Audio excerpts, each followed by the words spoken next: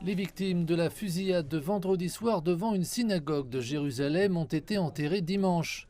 L'assaillant palestinien âgé de 21 ans a été abattu par la police sur le lieu du crime. En guise de punition collective, la maison de la famille a été scellée dans les 24 heures suivant l'incident. Lors d'un deuxième incident, un garçon palestinien de 13 ans a blessé par balle un père de famille et son fils israélien samedi à Jérusalem-Est occupé. Touché par balle durant l'incident, il est en garde à vue.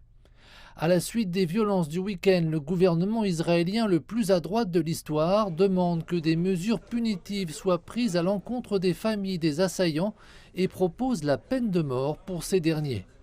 Les ministres du gouvernement appellent également à des plans de, je cite, renforcement des colonies juives sur les terres palestiniennes occupées.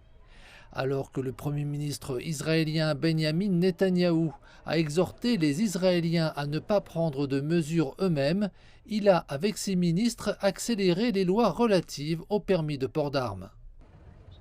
Je veux des armes dans les rues. Je veux que les citoyens d'Israël puissent se défendre. Quand les gens ont des armes, ils peuvent se défendre.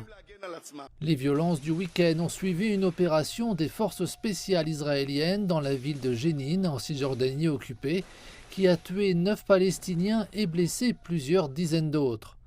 Des responsables israéliens disent que des agents ont ciblé des militants palestiniens qui planifiaient une attaque en Israël.